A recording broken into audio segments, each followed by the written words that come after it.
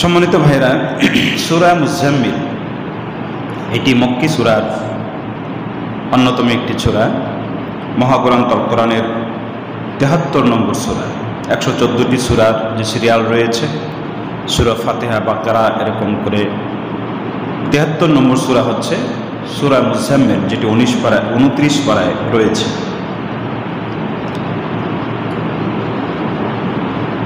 নবুয়তের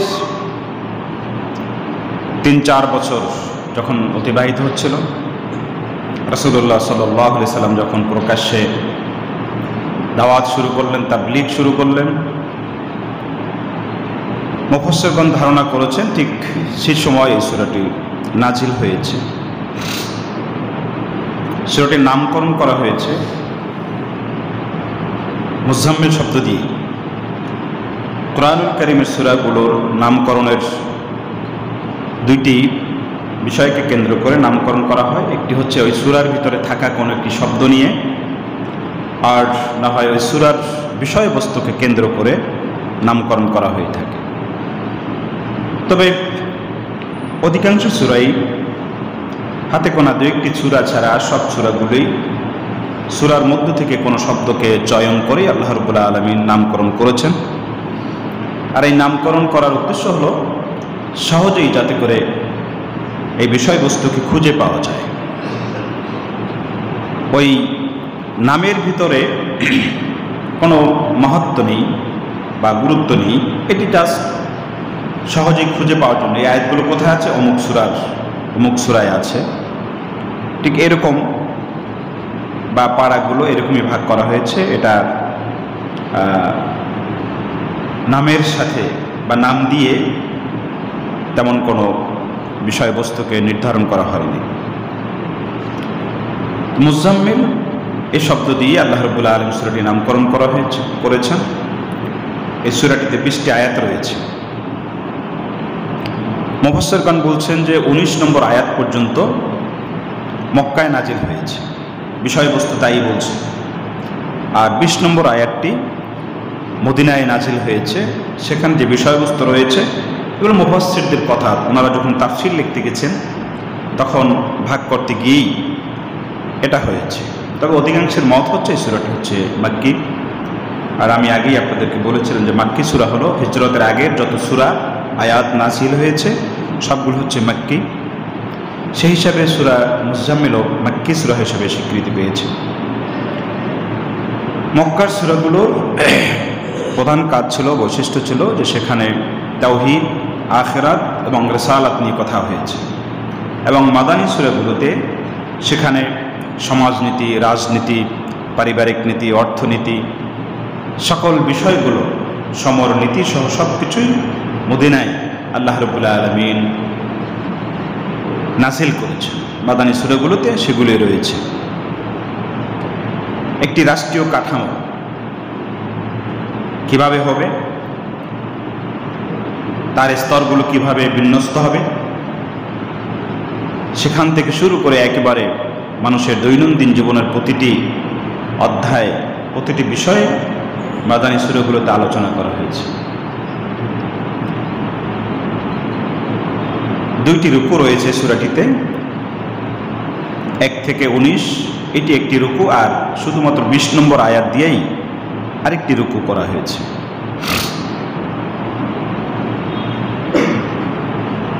এই সূরাতে যে বিষয়গুলো আলোচনা করা হয়েছে, মূলত রাসূলুল্লাহ সাল্লাল্লাহু আলাইহি সাল্লাম ছিলেন একজন দায়ী। আল্লাহ রাব্বুল আলামিনের পক্ষ থেকে দায়িত্বপ্রাপ্ত একজন ব্যক্তি, যিনি তাওহীদের এই কথাগুলো মানুষের কাছে পৌঁছিয়ে দিবেন, মানুষের কাছে তাবলীগ করবেন আল্লাহর এই কথাগুলো।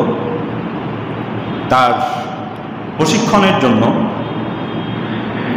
আল্লাহ রাব্বুল আলামিন এখানে কিছু কথা বলেছেন। এটি একটি বিষয়। যেমন প্রথম আয়াতে আল্লাহ রাব্বুল আলামিন সেখানে বলছেন যে কুমিল লাইলা ইল্লা কালিলা, রাতের কিছু অংশ বাদ দিয়ে বাকি সময়টুকুন আপনি দাঁড়িয়ে থাকুন। এই দাঁড়িয়ে থাকা মানে এমনি নয়, এখানে কেনায়া অর্থ করা হয়েছে যে কুমিল লাইলা ইল্লা কালিলা, রাতের কিছু অংশ বাদ দিয়ে আপনি আপনার রবের জন্য নামাজে দাঁড়িয়ে যান, সালাতে দাঁড়িয়ে যান। মাক্কি সূরাগুলোর শাব্দিক যে আগে বৈশিষ্ট্য বলেছিলাম যে একটি শব্দ দিয়ে অনেক ব্যাখ্যা, একটা শব্দের মধ্যে অনেক কথা লুকিয়ে থাকে। এগুলো হচ্ছে কবিতার মতো। কবিতার প্রতি শব্দে শব্দে যেরকম ব্যাখ্যা থাকে, মক্কি সূরাগুলো ঠিক সেরকম। আল্লাহ রাব্বুল আলামিন তার রাসূলকে রিসালাতের যে দায়িত্ব দিয়েছেন, সেই দায়িত্ব পালন করার জন্য যে সাহসিকতা, যে হিম্মত দরকার, এই প্রশিক্ষণ আল্লাহ রাব্বুল আলামিন রাসূলকে দিয়েছে। সূরা মুজাম্মিলে সেরকম একটি প্রশিক্ষণের কথা বলা হয়েছে, একটা বিষয়বস্তু সেটা আছে। এরপর আরেকটি বিষয় আলোচনা করা হয়েছে যে দিনের এই তাবলীগ করতে গেলে, তাওহীদের এই কথা জমিনে বলতে গেলে পরে যে জুলুম বা নির্যাতন শুরু হবে বা শুরু হয়ে গেছে। রাসূল যখন এই সূরা মুজাম্মিল যখন নাজিল হয়, তৃতীয় বা চতুর্থ বর্ষে যখন দাওয়াতের কাজ কিছু প্রকাশ্যে এসে গেছে, তখনই সাহাবীদের উপরে জুলুম নির্যাতন শুরু হয়েছে। হযরত বিলাল, খাব্বাব, খুবাইব, আম্মার, ইয়াসার রাদিয়াল্লাহু তাআলা আনহু, হযরত সুমাইয়া রাদিয়াল্লাহু তাআলার শাহাদাত, এগুলো তখন প্রকাশিত হয়েছে। এক্ষেত্রে কি করতে হবে? আল্লাহ রাব্বুল আলামিন সেই বিষয়বস্তু এখানে আলোচনা করেছেন। সবর ইখতিয়ার করতে বলছেন। অসবির সবরান জামিলা। আল্লাহ রাব্বুল আলামিন উত্তমভাবে ধৈর্য ধারণ করতে বলছেন, জুলুম এবং নির্যাতনের কারণে যাতে করে তাবলীগ থেকে পিছিয়ে না যায়, ধৈর্য ধারণ করে। এরপর আরেকটি বিষয় এখানে আলোচনা করা হয়েছে, সেটি হলো যারা বিরোধিতা করছে। বিশেষ করে 15 থেকে 19 নম্বরে আয়াতে আল্লাহ রাব্বুল আলামিন সেখানে যারা বিরোধিতা করছে তাদেরকে ফেরাউন, বিশেষ করে ফেরাউনের সেই বিষয়টা মক্কা সবার কাছে পরিচিত ছিল। ফেরাউনের কী পরিণতি হয়েছিল, মুসা আলাইহিস সালামের সাথে বিরোধিতা করার কারণে আল্লাহ রাব্বুল কীভাবে শাস্তি দিয়েছেন, এটি আরবের মানুষের কাছে খুবই পরিচিত একটি বিষয় ছিল, আলোচিত একটি বিষয় ছিল। এই জন্য ফেরাউনের সেই পরিণতি এখানে তুলে ধরা হয়েছে। যারা বিরোধিতা করছো, শুনে রাখো, আমি মুসা আলাইহিস সালামের সাথে বিরোধিতা করার কারণে, আমার শরীয়তকে অস্বীকার করার কারণে, নবীকে অস্বীকার করার কারণে ফেরাউনকে যে শাস্তি দিয়েছি, আমি সেই শাস্তি দেওয়ার ক্ষমতা এখনও রাখি। এই বিষয়গুলো আল্লাহ রাব্বুল আলামিন আলোচনা করেছেন। এরপর আরেকটি বিষয় আলোচনা করেছেন যে পৃথিবীর সব কিছু থেকে বিচ্ছিন্ন হয়ে প্রেম আর ভালোবাসার একটি জায়গা নির্ধারণ করে নিতে হবে, আর সেটি হচ্ছে আল্লাহ সুবহানাহু ওয়া তাআলা। আল্লাহর সাথে সম্পর্ক, পৃথিবীর আর কারো কাছে সাথে সম্পর্ক নয়। সব কিছুকে বিচ্ছিন্ন করে দিয়ে আল্লাহ সুবহানাহু ওয়া তাআলার সাথে সম্পর্ক নিবেদিত হয়ে যেতে হবে। মুখলিসিন লাহুদ্দিন, এই কথাটি আল্লাহ রাব্বুল আলামিন অনেক জায়গায় বলেছেন। নিবেদিত হয়ে যেতে হবে আল্লাহর জন্য, তার ইবাদতের জন্য, তার বিধিবিধান পালনের ক্ষেত্রে এক চুল এদিক সেদিক করার কোনো সুযোগ নেই। নিজেকে আল্লাহর কাছে সুপর্দ করে দিতে হবে।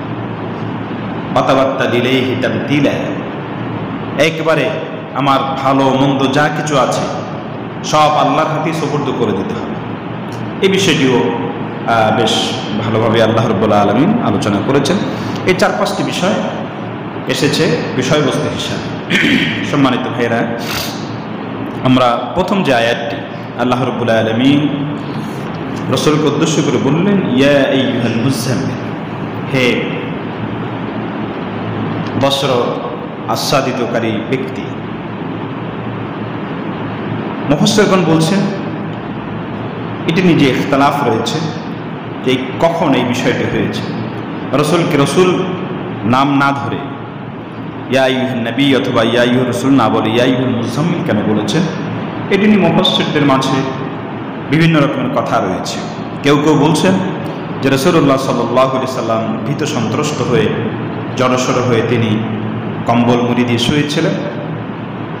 আবার অনেকের মত হচ্ছে যে বিষয়টি এরকম নয়। কারণ পরে আয়াতে আল্লাহ রাব্বুল আলামিন বলছেন কুমিল লাইল, আপনি রাতে দাঁড়িয়ে যান। তাহলে বোঝা যাচ্ছে যে রাসূলুল্লাহ সাল্লাল্লাহু আলাইহি ওয়াসাল্লাম নিত্যদিনের কাজ সেরে, খাওয়া দাওয়া সেরে, ইবাদত বন্দেগী যা করার যতটুকু আল্লাহর পক্ষ থেকে আদেশ এসেছে, তখন হয়তো 5 ওয়াক্ত সালাতের এরকম নির্ধারিত সময় আসেনি, শুয়ে গেছেন। ঠিক সেই সময় আল্লাহ রাব্বুল আলামিন তার এই শুয়ে যাওয়াকে, রাসূলুল্লাহ সাল্লাল্লাহু আলাইহি ওয়াসাল্লামের শুয়ে যাওয়াকে আল্লাহ বলছেন না, শুয়ে গেলে চলবে না, আপনাকে দাঁড়িয়ে যেতে হবে। অর্থাৎ আমার সাথে আপনার একটা নিবিড় সম্পর্ক, একটা বন্ধুত্বের সম্পর্ক, আপনার সাথে কথোপকথন নামাজের মধ্যে। এই যে আমরা নামাজ পড়ি, সালাত আদায় করি, এটি আল্লাহ রাব্বুল আলামিনের সাথে আমরা আসলে কথা বলছি। আসসালাতু মিরাজুল মুমিনিন, সালাত হচ্ছে মুমিনদের জন্য মেরাজ। মেরাজে গিয়ে রাসূলুল্লাহ সাল্লাল্লাহু আলাইহি ওয়াসাল্লাম যেভাবে আল্লাহর সাথে কথা বলেছেন, আমরাও নামাজে সেভাবে আল্লাহর সাথে কথা বলছি, যদিও আমরা অনুধাবন করতে পারছি না, বুঝতে পারছি না আমরা কি বলছি, আল্লাহর সাথে কি কথোপকথন করছি। এত তাড়াহুড়া করে আমরা সালাত আদায় করি যে আল্লাহ বুঝতে চাইলেও যেন বুঝতে পারে না যে আমরা কি বলি। এত তাড়াহুড়ো করে নামাজ পড়ি, তাসবিহগুলো এত দ্রুত পড়ি। এরকম নয়, সালাত হতে হবে নিবিড়ভাবে, সুন্দরভাবে, যত সুন্দর করা যায়, কেরাত যত লম্বা করা যায়, তাসবিহগুলো যত বেশি ধীর স্থিরভাবে করা যায়, সেভাবেই সালাত আদায় করা। সালাত হচ্ছে আল্লাহ রাব্বুল আলামিনের সাথে সম্পর্কের সবচেয়ে উত্তম মাধ্যম। আল্লাহর বন্ধু হওয়ার জন্য, আল্লাহর ওলি হওয়ার জন্য, আল্লাহর প্রিয় হওয়ার জন্য সালাত হচ্ছে সবচেয়ে উত্তম মাধ্যম। এখন তো আমাদের দেশে সালাত ছাড়াও, সালাত আদায় করে না, নামাজ পড়ে না, এরকম অনেক আল্লাহর ওলি হয়ে গেছে। মানুষ বানিয়ে দিয়েছে আল্লাহর ওলি, খানকা টানকা খুলে বসে আছে, নামাজ পড়ে না, মুরিদরাও নামাজ পড়ে না। শয়তানের দোসরদের যা হওয়ার কথা তাই, পীরও যেরকম মুরিদও সেরকম। সালাত আদায় করে না, নামাজ পড়ে না একজন মানুষ, সে কখনো আল্লাহর ওলি হতে পারে না, সে হচ্ছে শয়তানের ওলি, আউলিয়া আর শয়তান। কোরআনে যেভাবে আউলিয়া আল্লাহ বলছেন, সেই সাথে আল্লাহ রাব্বুল আলামিন আউলিয়া আর শয়তানও বলেছেন। কাজেই সালাত বাদ দিয়ে, শরিয়াত বাদ দিয়ে কেউ আল্লাহর ওলি হতে পারে না। এগুলো হচ্ছে মানুষদেরকে ধোঁকা দিয়ে, ভণ্ডামি করে পয়সা উপার্জনের একটি পন্থা। এই জন্য আপনাদেরকে সতর্ক হতে হবে। সতর্কলা, ছতর নেই, ঠিকমতো কাপড় চোপড়ও পরে না, লোকেরা মনে করে আল্লাহর ওলি হয়ে গেছে। কিছু মানুষ এরকম আছে, মজনু হয়ে গেছে, পাগল হয়ে গেছে, তাদের প্রতি আমরা সদয় হব। এরকম হতে পারে অনেক মানুষ কোনো না কোনো কারণে সেই পাগল হয়ে যায়, তার ব্রেনে আর কোনো কিছু কাজ করে না। আপনি লুঙ্গি একটা পরাই দিয়েছেন, দেখুন সে খুলে ফেলছে। তারপরে শীত গরম ঠান্ডা সে বুঝতে পারে না, এটা তার ব্রেন নষ্ট হয়ে গেছে। তাদের প্রতি সহনশীল হতে হবে। এটি বড়ই কঠিন একটি অসুস্থতা, একটি রোগ, মানুষ পাগল হয়ে যাবে। এই জন্য আল্লাহ রাসূল সাল্লাল্লাহু আলাইহি ওয়াসাল্লাম দোয়া করতেন, মজনু হওয়া থেকে, পাগল হওয়া থেকে তিনি আল্লাহর কাছে দোয়া চাইতেন, আল্লাহুম্মা ইন্নী আউযু বিকা মিনাল বারাসি ওয়াল জুনুন। এই যে জুনুন, পাগল হয়ে যাওয়া, সেখান থেকে মজনু। তো এই সালাত বাদ দিয়ে, শরিয়া বাদ দিয়ে আল্লাহর ওলি, তারপরে এই লোকগুলো মারা গেলে তাদের কবর পাকা করে বিজনেসের যে ব্যবস্থা, এর সাথে মোমেনের কোনো সম্পর্ক নেই। আল্লাহর ওলি হওয়ার জন্য প্রথম শর্ত হলো সালাত আর তাহাজ্জুদ বাদ দিয়ে আল্লাহ রাব্বুল আলামিনের সাথে গভীর সম্পর্ক, এটা কল্পনা করা যায় না। আপনি 5 ওয়াক্ত নামাজ পড়তেছেন, এটি আপনার ডিউটি। এটি ডিউটি। ইমানের দাবি হচ্ছে আপনি 5 ওয়াক্ত সালাত আদায় করা। এরপর আল্লাহর সাথে প্রেমের একটি বন্ধন সৃষ্টি করার জন্য সালাত, তাহাজ্জুদ, এটি অভ্যাস করতে হবে। এটি আমাদের পারিপার্শ্বিক অবস্থা এমন হয়ে গেছে, আপনি ইচ্ছা করলেও তাহাজ্জুদে অভ্যস্ত হওয়া যায় না। আপনি যদি 10টার ভিতরে ঘুমাতে পারেন তাহলে রাত 3টায় 3:30টায় ঘুম থেকে ওঠা যায়।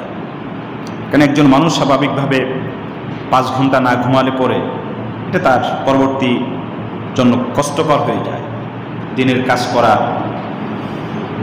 আমাদের শারীরিক দৈহিক শক্তি ওইরকম নয়। হযরত আয়েশা রাদিয়াল্লাহু তাআলা আনহাকে জিজ্ঞাসা করা হয়েছিল রাসূলুল্লাহ সাল্লাল্লাহু আলাইহি সাল্লামের দৈহিক শক্তি সম্পর্কে। মা আয়েশা রাদিয়াল্লাহু তাআলা বলছেন যে রাসূলুল্লাহ সাল্লাল্লাহু আলাইহি সাল্লামের দৈহিক শক্তি 70 জন পুরুষের সমান ছিল। সুবহানাল্লাহ। কাজেই আমরা চেষ্টা করলেও ওইটা সম্ভব নয়, তবে যতটুকুন পারা যায়, বিশেষ করে যে রমজান আসছে, রমজানে তারাবিগুলো পড়া, এরপর সেহরি খেতে একটু আগে ওঠা, সে সময় 4 রাকাত 6 রাকাত সালাত আদায় করা, যতটুকুন পারা যায়। এটা নির্ধারিত কোনো বিষয় নয়। রাতের সালাত আল্লাহ রাসূল সাল্লাল্লাহু আলাইহি ওয়াসাল্লাম 2 রাকাত করে পড়তেন। আপনি যতটুকুন পারেন ততটুকুন পড়বেন, অভ্যস্ত হওয়া। রাতের সালাত পড়বেন, দেখবেন মজাই আলাদা। একাকী যদি পড়া যায় দেখবেন আলাদা মজাই পাওয়া যাবে সেখানে। তবে দুর্ভাগ্য হলো যে আমরা কি পড়ব সালাতে? সূরা ইখলাস নামও জানে না, কুল্লু আল্লাহর সূরা, এই 1-2টা সূরা মুখস্থ করছে, আর কিছুই জানে না। কি দিয়ে সালাত পড়বে মানুষ? রাসূলুল্লাহ সাল্লাল্লাহু আলাইহি সাল্লাম আল্লাহ বললেন যে কুমিল লাইল ইল্লা কালিলা, হে বস্ত্র আবৃত হয়ে শুয়ে থাকা ব্যক্তি উঠুন। রাসূলকে এই নামে ডাকলেন। ইমাম রাগিব রাহিমাহুল্লাহ তিনি বলছেন যে এর অর্থ আসলে সারাদিনের কাজকর্ম করে দুর্বল হয়ে যখন ঘুমিয়ে যায় মানুষ, স্বাভাবিকভাবে আমরা ঘুমাতে গেলে অনেকের এমন ঘুম চলে আসে, নাক ডাকা শুরু করে দেয়। আবার অনেকের আবার ওষুধ খাই ঘুমাইতে হয়। হয়তো আল্লাহ রাব্বুল আলামিন ওভাবেই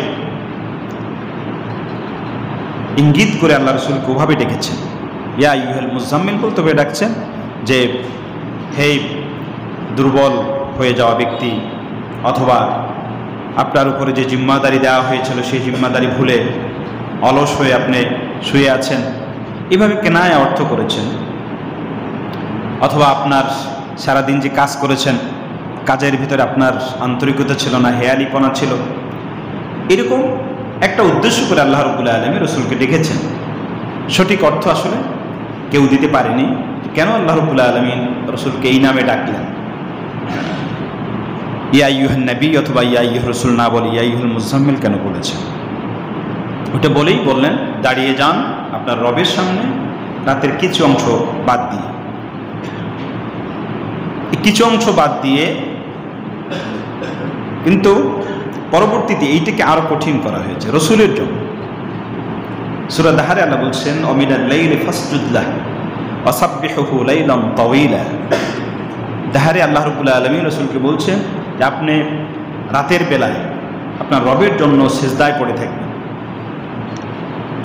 এবং তাসবিহ পড়ে পড়ে রাত শেষ করবেন। সেখানে রাতের কোনো দেওয়া হয়নি, অপশন দেওয়া হয়নি। যদিও সূরা মুজাম্মিলের এই পরবর্তীতে আরেকটু কথা আল্লাহ রাব্বুল আলামিন বলেছেন, সুযোগ দেওয়া হয়েছে, কিন্তু সূরা দাহার এটা আরো পরে, দাহার আরো পরে নাজিল হয়েছে, কিন্তু সেখানে এই অপশনটাও শেষ করে দেওয়া হয়েছে। প্রথম অপশন কি ছিল? সেখানে আল্লাহ বলছেন যে নিসফাহ, রাতের অর্ধেক ঘুমাবেন আর অর্ধেক আপনি সালাতে কাটিয়ে দেবেন। আউইন কুস, অথবা আরেকটু কমিয়ে নেবেন, অপশন দেওয়া হয়েছে। আউইন কুস মিনহু কলিলা, অর্ধেকের চেয়ে আরেকটু কম, আউজিদ আলাইহি, অথবা অর্ধেকের চেয়ে একটু বেশি সময়। 3টি কথা বলা হয়েছে, অর্ধরাত অথবা অর্ধরাতের চেয়ে একটু কম অথবা বেশি, এটা আপনার জন্য অপশন করে দেওয়া হয়েছে। কখনো শরীরের অবস্থা ভালো লাগবে আপনি অল্প রাত বাদ দিয়ে বাকিটা সময় নামাজ পড়বেন, আবার যেদিন একটু ক্লান্তি বেশি লাগবে সেদিন অর্ধরাতের চেয়ে একটু কম পড়বেন, এভাবে সুযোগ করে দেওয়া হয়েছে। কিন্তু সূরা দাহরে এসে আল্লাহ রাব্বুল আলামিন ডাইরেক্ট বলে দিলেন যে মিনাল লাইলি ফাসজুদ লাহু, রাতের বেলা আপনি আপনার রবের জন্য সিজদায় পড়ে থাকেন। ওয়াসাব্বিহুহু লাইলান তাওয়ীলা, এবং দীর্ঘ রাতের দীর্ঘ সময় আপনি আপনার রবের তাসবিহ পড়তে থাকেন। সুবহানাল্লাহ, আলহামদুলিল্লাহ। এই যে তাসবিহগুলো, হযরত আয়েশা রাদিয়াল্লাহু তাআলা থেকে এরকম অনেকগুলো হাদিস রয়েছে যে আল্লাহ রাসূল সাল্লাল্লাহু আলাইহি সাল্লাম সিজদা দিয়ে, এক সিজদায় এরকম রাত কাটিয়ে দিয়েছে। সিজদায় পড়ে আছে, এক সিজদায় এভাবে রাত শেষ হয়ে গেছে। তাই কোরআনের এই আয়াতগুলো ঠিক আল্লাহ রাসূল এভাবেই আমল করেছেন। ফাসজুদ লাহু, তোমার রবের জন্য সিজদা দাও। আপনি সিজদা কয়টা দিলেন এইটা বিষয় না, বিষয়টা হলো আপনার সিজদাটা কতটুকু লম্বা হলো, আপনি তাসবিহ কতগুলো পড়তে পারলেন সেটা। এখন তো আমাদের সিজদা হচ্ছে ওই যে হাঁস মুরগিতে যে খাবার খায় সেরকম টুকটুক করে 2-4টা সিজদা মারতে পারলে হলো। কিছু মসজিদ আছে যেখানে নামাজ পড়তে গেলে খুবই বিরক্তি লাগে, এগুলো বিশেষ করে আমাদের সুন্নি মসজিদগুলোতে বেশি পাওয়া যায়। এদের ইমামগুলো যেরকম, মুক্তাদিগুলো সেরকম। রুকু থেকে দাঁড়ানোর পর একটুও সোজা হয়ে মানে আর বিরাম সেখানে দিবে না। সামি আল্লাহু লিমান হামিদা, রব্বানা লাকাল হামদ বলার সুযোগ নেই। ইমাম সাহেব সাথে সাথে আল্লাহু আকবার, সামি আল্লাহু লিমান হামিদা, আল্লাহু আকবার, সিজদায় চলে যায়, তাসবিহ নেই। এরপর সিজদা, এই তাসবিহ 3 বার সুন্দর করে পড়তে যাবেন, ইমাম সাহেব উঠে গেছে। আবার আপনি উঠে বসবেন, তাসবিহ মাঝখানে যে দোয়া আছে, দোয়া তো দূরের কথা, সোজা হয়ে বসার আগে আবার সিজদায় চলে যায়। কি যে এক অবস্থা সেখানে। অথচ সিজদাগুলো হতে হবে রুকুর চেয়ে লম্বা। রুকু একটু কম হবে কিন্তু সিজদা আরও বেশি হবে। রুকুর ব্যাপারে কোরআন তার দীর্ঘায়িতার ব্যাপারে কোনো কথা বলেনি, এবং রাসূলুল্লাহ সাল্লাল্লাহু আলাইহি ওয়াসাল্লাম রুকুতে বেশি সময় থেকেছেন বলে কোনো হাদিস নেই। কিন্তু সারা রাত এক সিজদায় কাটিয়ে দিয়েছেন এরকম হাদিস রয়েছে। এবং কোরআন সেই কথা বলছে, অমিনাল লাইলি ফাসজুদ লাহু, যে তোমার রবের জন্য রাতে সিজদায় পড়ে থাকো, আল্লাহর কুদরতি কদমে সিজদায় পড়ে থাকো। সিজদা হতে হবে লম্বা, রুকুর চেয়ে সিজদা বেশি হবে।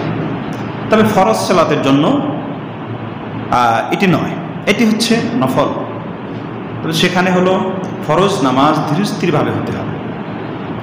2 সিজদার মাঝখানে বসা এবং সিজদাগুলোতে তাসবিহগুলো সুন্দরভাবে, অন্তত 3টা তাসবিহ যাতে করে পড়া যায় সেরকম সুন্দরভাবে প্র্যাকটিস থাকতে হবে। নাহলে এই সালাত কোনো কাজ নেই, কোনো দাম নেই এই সালাতের। তো রাসূলুল্লাহ সাল্লাল্লাহু আলাইহি সাল্লাম আল্লাহর মনোনীত পয়গম্বর, নবী, রাসূল। এরপরও দেখুন যে বিষয়গুলো, এগুলো হচ্ছে সম্পর্ক, হৃদ্যতা, ভালোবাসা।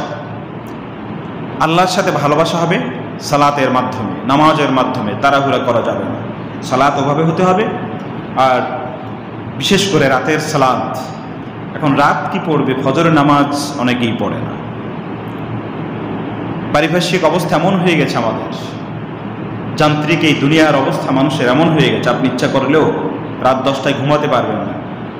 শীতের দিন যা একটু ভালো ছিলাম, জানলা দরজা সব বন্ধ করে খাতা মুড়ি দিয়ে ঘুমাইলে বাইরে আওয়াজগুলো আসতো না। এখন গরমের দিন জানলাগুলো খুলে দিলে চারিদিকে সে আওয়াজ, এরা হুজুরদের আওয়াজ, ভান্ডারিদের আওয়াজ, খাজা বাবাদের আওয়াজ, ওই মাইকে কি গান দিদারছে চলছে, সবাই সমান তালে চলছে। এখন অসহায় হয়ে গেছে আমরা, সব জায়গাতে একই অবস্থা। এটা কার বাড়ি, কোন বাড়ি, কি মর্যাদা ছিল, এগুলো সব ভুলে গেছে। ছোট ছোট ছেলে পেলে পয়সা করি হয়েছে, বাপও কিছু বলতে পারে না, বাপ চাচা দাদা কিছু বললেও এগুলো শোনে না। 3-4 দিন আগে বাড়িতে ছোট চাচার সাথে কথা বলছিলাম, রাত তখন প্রায় 10টার মতো, 10:45 হবে। হঠাৎ মনে পড়লো, একটা চাচাকে ফোন দিলাম, একটা জরুরি কথা ছিল। দেখি যে মোবাইল আওয়াজ আসতেছে, হিন্দি গানের আওয়াজ। তা আমি কি এত রাত্রে আপনি কোথায়? আমি তো ঘরে। তো হিন্দি গানের আওয়াজ কেন? তো আমাদের বাড়ির উপরে একটা বিয়ে চলছে। তো আস্তাগফিরুল্লাহ, আমাদের বাড়িতে এগুলো ঢুকে গেল কেন? হয়তো অনেক করে বোঝানো হয়েছিল, মানতেছে না। কিছু পয়সা হয়েছে, ঢাকা আসছে, গার্মেন্টসে চাকরি টাকরি করছে, বোনের বিয়ে, এখন বাবার কথাও শোনে না, তার টাকা পয়সা সেগুলো কী করবে, খরচ করতে হবে। ডেকসেট নিয়ে আসছে, পুরা বাড়িতে দূরের কথা, অনেক দূর থেকে শোনা যায় কি যন্ত্র কতগুলো বাইর করছে বড় বড় করে, অনেক দূরে শোনা যায়। এগুলো কখন থামবে, কারো বিধিনিষেধ মানে না। আপনি ইচ্ছা করলেও যে হ্যাঁ ঠিক আছে আমার কাজ বাজ নেই, একটু রাত্রে উঠবো, ফজর নামাজটা যাতে করে জামাতের সাথে আদায় করতে পারি, এর আগে একটু কোরআন তেলাওয়াত করবো বা একটু সালাত আদায় করব, আওয়াজে আপনি ঘুম হারাম করে দেয়। মুসলমান আমরা 90 জন মুসলমানের দেশ, ছেলে মেয়েদেরকে এগুলো বোঝাতে হবে। এইগুলো অপসংস্কৃতি এভাবে ঢুকে গেছে আমাদের মাঝে। এই যে পয়সা খরচ করছে, আল্লাহর কাছে হিসাব দিতে হবে। এই যে মানুষগুলোকে কষ্ট দিল, এর হিসাবও দিতে হবে। এখন ওইসব কি বলবে, হুজুরদের অবস্থা, মাহফিল শুরু করে এশার নামাজের পরে, মাইকিং করে এশার নামাজের পরে মাহফিল, 4-5 জন হুজুর আসে, রাত 1টা-2টা পর্যন্ত চলতে থাকে। অনেক সময় রাত্রে যখন উঠি দেখি যে এখনও চলতেছে তাদের কিচ্ছা কাহিনী, 3টা বাজে গেছে, 2:30টা বাজে গেছে, এখনও চলতেছে। প্রধান আলোচক এখনও আসে নাই, সভাপতি আসে নাই, তখন রাত 2টা-2:30টা বেজে যায়। সাধারণ মানুষকে কী বলবে? এগুলো তো দায়িত্ব ছিল আমাদের আলেমদের সাবধান করা। এর পরিণতি কি? এই যে বিবাহ, গান বাজনা করা, বাদ্যযন্ত্র আনা, এগুলো পুরো বিবাহটাই তো হারাম হয়ে যায়। কেন? এর মধ্যে কি আছে? কেন করছেন? নিজের একটা শরীয়সম্মত একটা বিয়েকে আপনি হারাম করে দিলেন। এগুলো সাবধান হতে হবে এই বিষয়ে। আমাদের প্রিয় ভাইরা, বলছিলাম যে তাহাজ্জুদের এই সালাত অত্যন্ত গুরুত্বপূর্ণ। নবীর জন্য আল্লাহ রাব্বুল আলামিন এটা বাধ্যতামূলক করে দিয়েছেন। সূরা বনী ইসরাঈল আসছে, আল্লাহ বলছেন ওয়ামিনাল লাইলি ফাতাহাজ্জাদ বিহি নাফিলাতান লাক। আপনার জন্য তাহাজ্জুদের নামাজকে অতিরিক্ত বাধ্যতামূলক করে দেওয়া হলো। ফরজের পরে এটা আপনার জন্য বাধ্যতামূলক, এটা উম্মতে মুহাম্মাদের জন্য নয়, আমাদের জন্য বাধ্যতামূলক নয়। তবে আল্লাহ রাব্বুল আলামিন বৈশিষ্ট্য বলছেন, এই সূরা শেষেই রয়েছে অতাইফাতুম মিনাল মুমিনিন, মুমিনদের একটি অংশ আপনার এই কর্মসূচিকে তারা গ্রহণ করে নিয়েছে, অর্থাৎ তারাও এখন তাহাজ্জুদের জন্য ছুটে আসে মসজিদে নববীতে, ঘরে বসে যে যেখানে পাচ্ছে তাহাজ্জুদের অভ্যস্ত তারা হচ্ছে। তো প্রিয় ভাইরা, এই জন্য আমরা রসুলকে যদি ভালোবাসি, মহব্বত করি, এমনি মুখে মুখে শুননি আমি রসুলকে মহব্বত করি, মদিনা ভুলতে পারি না, ভোলা যায় না, কে বলছে তোমাকে ভুলতে? পৃথিবীর কোনো মুমিন আল্লাহ রসুলকে কোনোদিন ভুলতে পারবে না। এটা গান বলার কি আছে? আমল করো। গান গাচ্ছ রাত 2টা বাজে, ও মদিনা তোমায় ভুলতে পারি না। তোমার এই গানের কারণে একজন মানুষ রসুলের সেই সুন্নাহ, তার নফল নামাজগুলো পড়তে পারছে না, ঘুমাতে পারছে না, কিসের মদিনার কথা বল? সম্মানিত ভাইরা, এরপর আল্লাহ রাব্বুল আলামিন রাসূলকে যে সালাতের, নফল সালাতের প্রথমত দেখেন সূরা মুজাম্মিলে ইখতিয়ার দিয়েছেন, অর্ধেক রাত, একটু বাড়িয়ে একটু কমিয়ে, এরপর বললেন সারা রাত। হযরত আয়েশা রাদিয়াল্লাহু তাআলা আনহাকে জিজ্ঞাসা করা হয়েছিল রাতের সালাত সম্পর্কে। তিনি বলছিলেন যে রাসূলুল্লাহ সাল্লাল্লাহু আলাইহি ওয়াসাল্লামের সালাতের কথা তোমাদেরকে কি বলবো, এটি ছিল খুবই চমৎকার, খুবই চমৎকার ছিল। তিনি ধীর স্থিরভাবে কোরআন তেলাওয়াত করতেন, এরপর এতটা সময় তিনি দাঁড়িয়ে থাকতেন, আমরা মনে করতাম যে তিনি বোধহয় সারা রাত কিয়াম করেই শেষ করবেন। এরপর রুকুতে যেতেন, দীর্ঘ সময় রুকুতে থাকতেন, মনে হতে যেন তিনি রুকুতেই কাটিয়ে দেবেন। এরপর আবার রুকুত থেকে দাঁড়িয়ে তিনি তাসবিহ তাহলিল পড়তেন, এত সময় মনে করতাম যে আল্লাহ রাসূল সিজদায় যাওয়া ভুলে গিয়েছেন। এইভাবে করে সুন্দর করে সালাত আদায় করতেন। এক সিজদায় হযরত আয়েশা বলছেন, মা আয়েশা রাদিয়াল্লাহু তাআলা বলছেন যে আমি এক রাতে আল্লাহ রাসূল এত লম্বা সিজদায় পড়ে আছেন, কোনো লড়াচড়া নেই, আমি ভয় পেয়ে গেলাম যে রাসূলের কোনো ওফাত হয়ে গেল কিনা। আমি রাসূলুল্লাহ সাল্লাল্লাহু আলাইহি ওয়াসাল্লামের পা ধরে নাড়া দিয়েছিলাম, মানে বোঝার জন্য। তিনি আল্লাহ রাসূল বুঝতে পারছেন যে আমি দীর্ঘ সময় সিজদায় আছি, আয়েশার সেখানে একটা পেরেশানি আছে। এজন্য তিনি পা নাড়িয়ে একটু সংকেত দিয়েছেন যে না, আমি আমার রবের কুদরতি কদমে সিজদায় আছি, আমি দুনিয়ার থেকে চলে যাইনি। কি ছিল সেই সিজদা? এরকম করে সালাত নফল নামাজগুলো পড়েছেন। এই নফল নামাজ আবার যে তেলাওয়াত করবে, কোরআন তেলাওয়াত, সেটা কীরকম হতে হবে? পরে আয়াতে আল্লাহ সেটা বলছেন, ওয়ারাত্তিলিল কুরআনা তারতিলা। আপনি যে কোরআন পড়বেন, সালাতে যে কোরআন পড়বেন, এইটি তারতিলের সাথে পড়তে হবে। তারতিল, তারতিল শব্দের অর্থ হচ্ছে তাসবিহ। যেটা আমাদের ইমাম সাহেবরা ফরজ সালাতে যেভাবে পড়ে, নফলও ঠিক এরকম হতে হবে, সবসময় একই রকম থাকতে হবে। আপনি প্রকাশ্যে টেনে টেনে পড়লেন সুন্দর করে, আবার যখন কাউকে শুনাইতে হচ্ছে না, মুসল্লিরা শোনে না, দেখবেন এরকম অনেক মসজিদ আছে।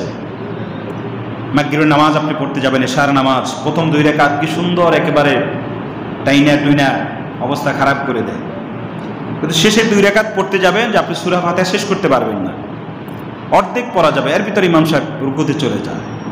অথচ এই লোক যখন জাহিরি প্রকাশ্যে যখন কিরাত পড়েছে, প্রথম 2 রাকাত যখন পড়েছে, কি সুন্দর কিরাত, ওয়ালাদ দল্লিনে টান দিয়েছিল, মনে পুরো মসজিদ কাঁপতেছে। এই লোকই যখন দ্বিতীয় 2 রাকাত পড়ল, তৃতীয় এবং চতুর্থ রাকাত, সেখানে আপনি সূরা ফাতিহা শেষ করতে পারবেন। সূরা ফাতিহা নামাজে পড়া না পড়ার ব্যাপারে ইখতিলাফ রয়েছে। আমাদের মাযহাব বলল ইমাম যেটা পড়তেছেন সেটাই মুসল্লির জন্য যথেষ্ট, কিন্তু অন্য মাযহাব বলছে না, সবাইকেই সূরা ফাতিহা পড়তে হবে। তবে যেই কিরাতগুলো শোনা যায় না, যেই কিরাতগুলো শোনা যায় না, ইমাম সাহেব যেটা চুপি চুপি পড়েন, সেখানে পড়াটাই উত্তম। আমি পড়ি, কারণ তখন মন অন্যদিকে চলে যায়। আপনি সূরা ফাতিহাটা পড়ে নেবেন, না পড়লে আপনি যে ইমাম সাহেবের সাথে পড়ছেন, ইমাম সাহেব আগে রুকুতে চলে গেছে, ইমামকে ইত্তেবা করবেন, যতটুকু শেষ হয়েছে সেখানে শেষ করবেন, আর না হয়তো আপনি রাকাত এলোমেলো হয়ে যাবে। ইমামকে যদি রুকুতে পাওয়া না যায়, দেখো যে আপনি ওয়ালাদ দল্লিন আমিন পড়তে পড়তে ইমাম সাহেব রুকুতে উঠে আসছে, আপনার নামাজ বরবাদ হয়ে যাবে, নষ্ট হয়ে যাবে।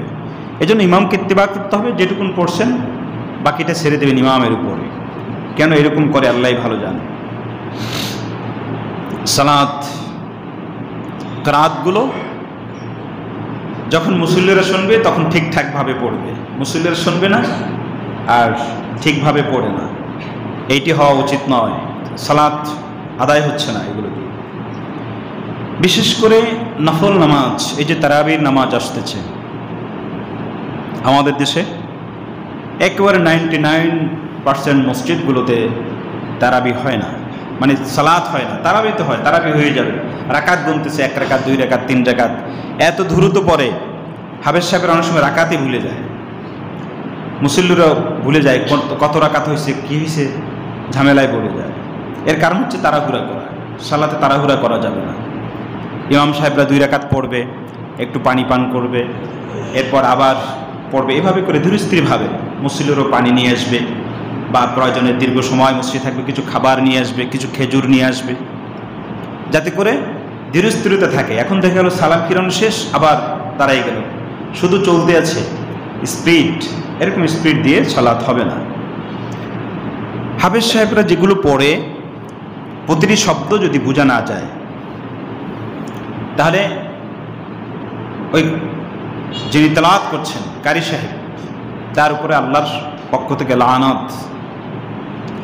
রাসূলুল্লাহ সাল্লাল্লাহু আলাইহি সাল্লাম বলছেন যে কোরআন তারপরে লানত দেয়।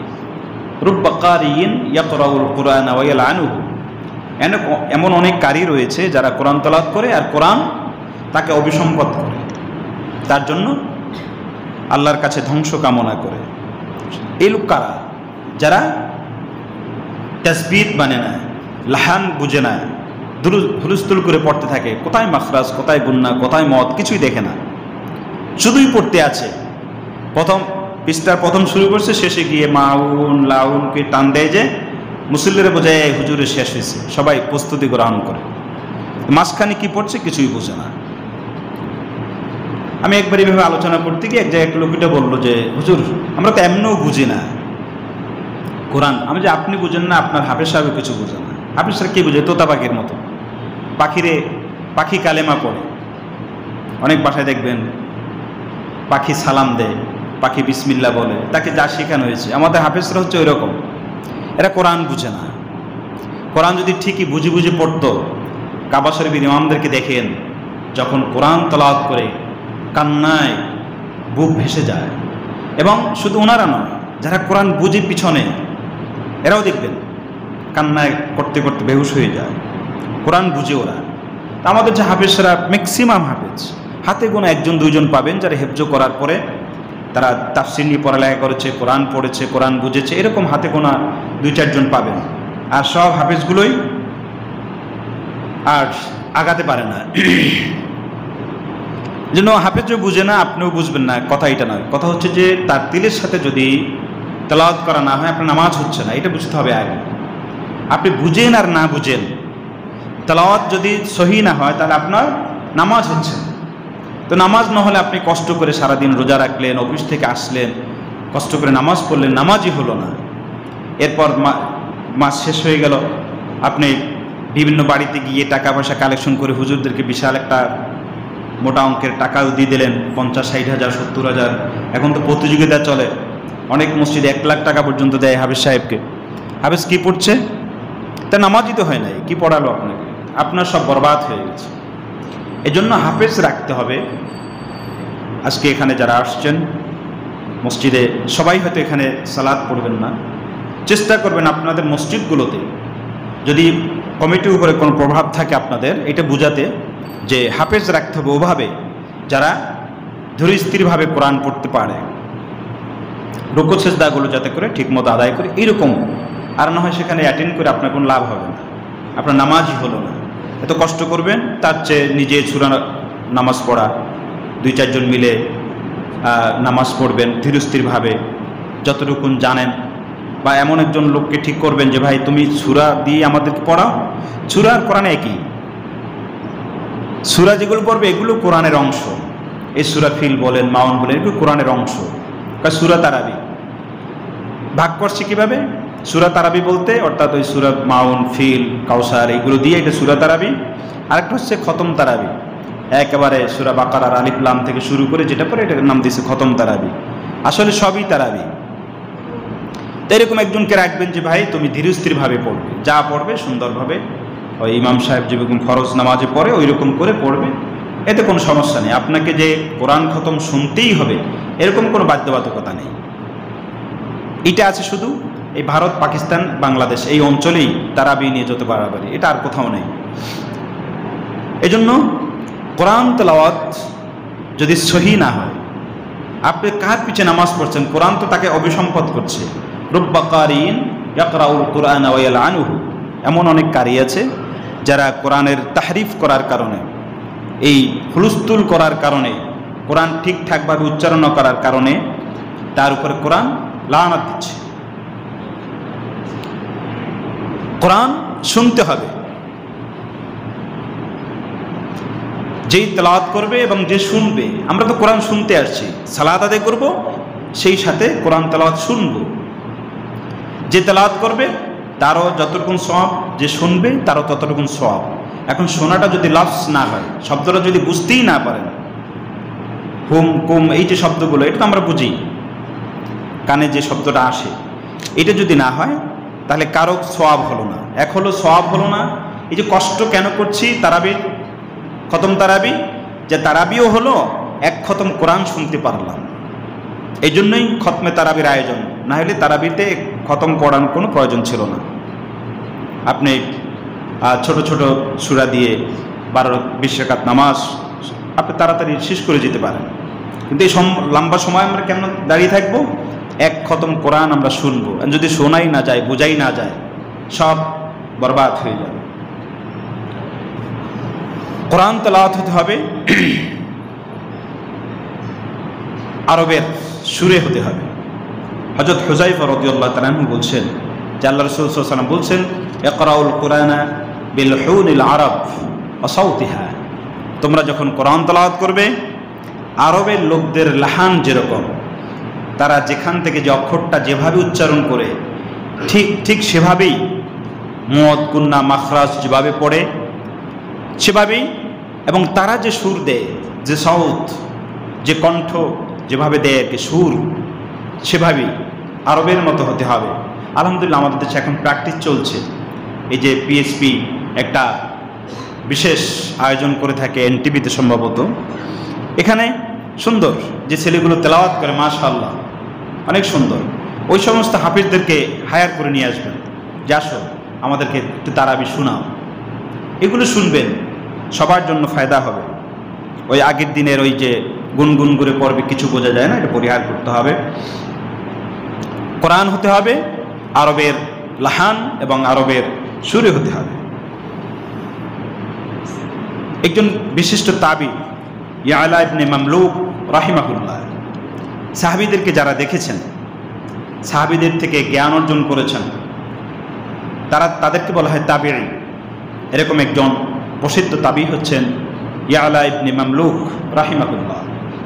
সাহাবীদের পরে আর যত বুজুর্গরা আছেন সবাইকে তাদের নামের শেষে রাহিমাহুল্লাহ এবং সাহাবীদের নাম শুনলে রাদিয়াল্লাহু তাআলা আনহু পড়তে হয়।